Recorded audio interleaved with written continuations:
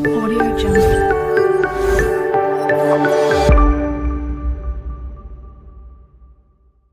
तो हमने chapter start किया था बिजनेस सर्विसेज। इसमें हमने देखा तो सर्विसेज क्या होता है, गुड्स क्या होता है, सर्विसेज का डेफिनेशन दिया था। सर्विसेज इंटेंजिबल होते हैं इन नेचर, उसके फीचर्स दिए थे। फाइव फाइव हमने पढ़ा था। फिर हमने देखा था types of services, business services, social services, personal services. फिर हमने बैंकिंग के बारे में पढ़ा था। बैंकिंग बैंकिंग क्या होता है, बैंकिंग बैंक टाइप्स कितने होते हैं, इन सब की बैंक की फीचर भी पढ़े थे हमने। अब हम देखते हैं फंक्शंस ऑफ कमर्शियल बैंक। पहला फंक्शन यही होता है एक्सेप्टेंस ऑफ डिपॉजिट, यानी कि वो डिपॉजिट एक्सेप्ट करता है। जो भी बैंक में खाता खोलना चाहता है वो जाके खाता खोल सकता है और वहाँ अपने पैसे डिपॉजिट कर सकता है। और जो आप पैसा डिपॉजिट करेंगे उस पर क्वार्टरली इंटरेस्ट मिलता है, यानी कि हर 3 महीने पे जो है इंटरेस्ट आपको मिलता है, उसमें आपका डिपॉजिट रहेगा। डिपॉजिट कई तरह के होते हैं, यहाँ पर 5 प्रकार के दिए हुए हैं। हम देखेंगे पहला होता है सेविंग अकाउंट। सेविंग अकाउंट जो है यूजुअली हाउस होल्ड वाले लोग, सैलरी वाले लोग, यही लोग खोलते हैं।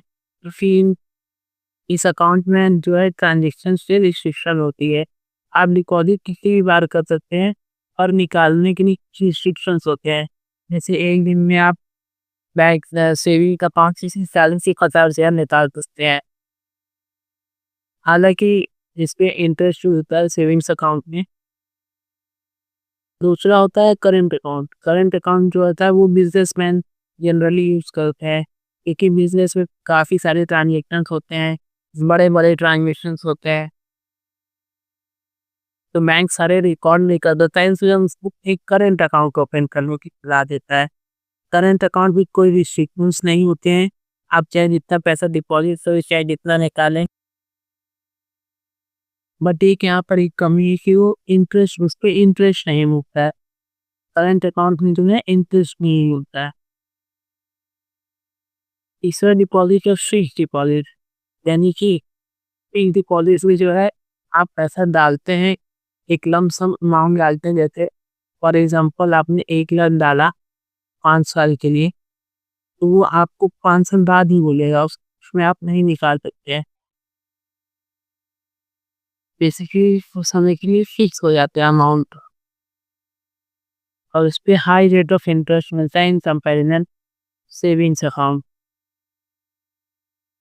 होता है रिकरिंग डिपॉजिट, एक ऐसा अकाउंट जिसमें आप रेगुलरली इनरेगुलर इंटरवल्स पर आप पैसा जमा करते रहते हैं।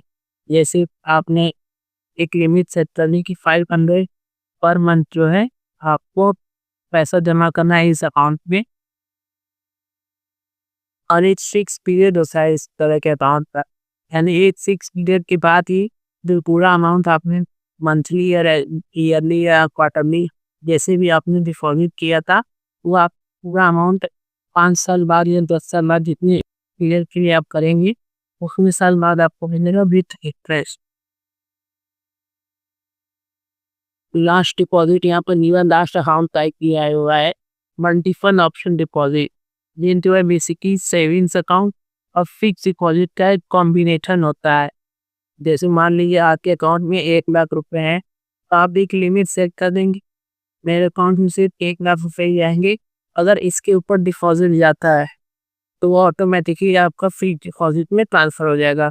मान लीजिए कि आपका बैलेंस हो गया 1,10,000, जो 10,000 जो है वो आपका ट्रांसफर हो जाएगा फिक्स डिपॉजिट अकाउंट में ऑटोमेटिकली। ये इस प्रकार से ये एक सेविंग अकाउंट और फिक्स डिपॉजिट का एक कॉम्बिनेशन है बेसिकली। ये सिर्फ 5 तरह के डिपॉजिट, सेविंग अकाउंट जो सिर्फ हाउस होल्ड में होता है और इस पर रिस्ट्रिक्शन होते हैं ट्रांजेक्शन पे। करंट अकाउंट ये सिर्फ बिजनेसमैन के लिए होता है, इस पर कोई रिस्ट्रिक्शन नहीं होती चाहे जितने ट्रांजेक्शन करे। फिक्स डिपॉजिट यानी इसमें पैसा डिपॉजिट कर देते हैं 6 पीरियड की।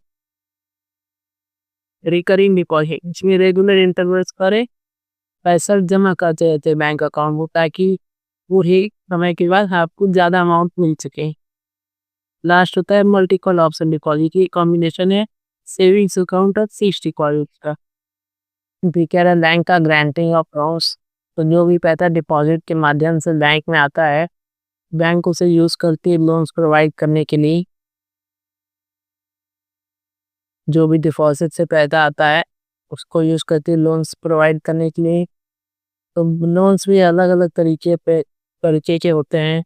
Overdraft, cash credit, discounting credit bills. Overdraft क्या होता है? ओवरड्राफ्ट की फैसिलिटी उनको दी जाती है जिनका करंट अकाउंट होता है, यानी कि बिजनेसमैन को। जैसे अगर किसी बिजनेसमैन के अकाउंट में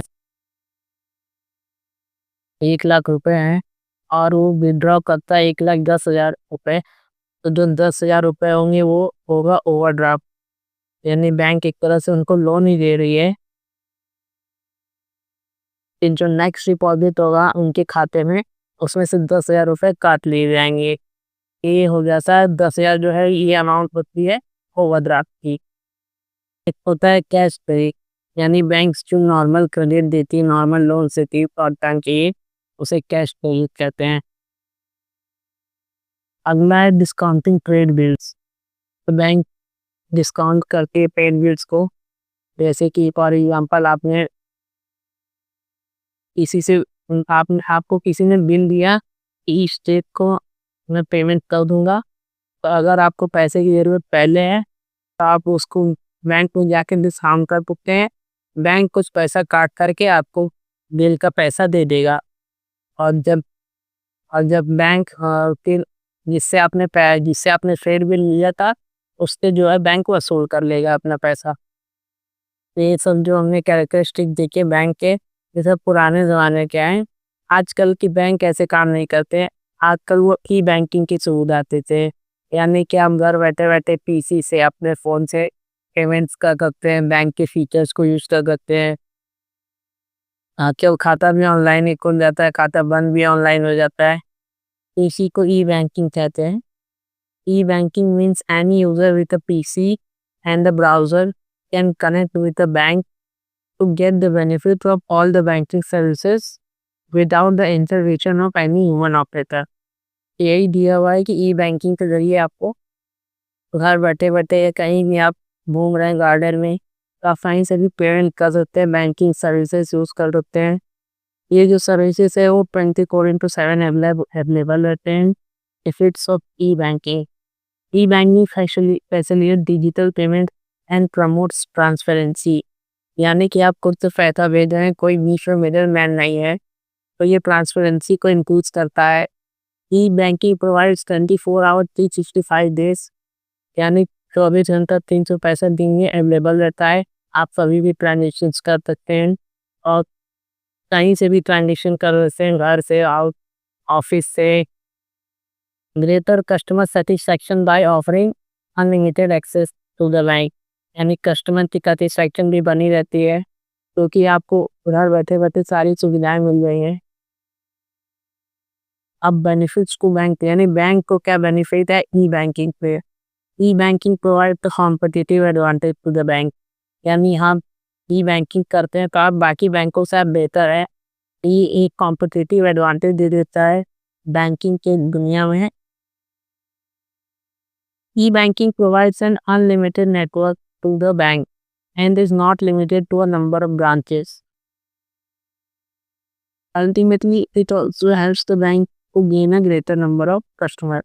तो आप ई बैंकिंग की मदद से आप ग्रेटर नंबर ऑफ कस्टमर्स को अट्रैक्ट कर सकते हैं अपनी ओर। The burden on branches can be considerably reduced by establishing a database and by taking over some function of the accounting functions। तो ई बैंकिंग की मदद से आपका अकाउंटिंग फंक्शंस में भी हेल्प मिल जाती है, क्योंकि सब कुछ ऑनलाइन है। तो आपके पास एक डेटाबेस तैयार है, आपको कुछ भी ज़्यादा मेहनत नहीं करनी पड़ती है, सब कुछ ईजी हो जाता है।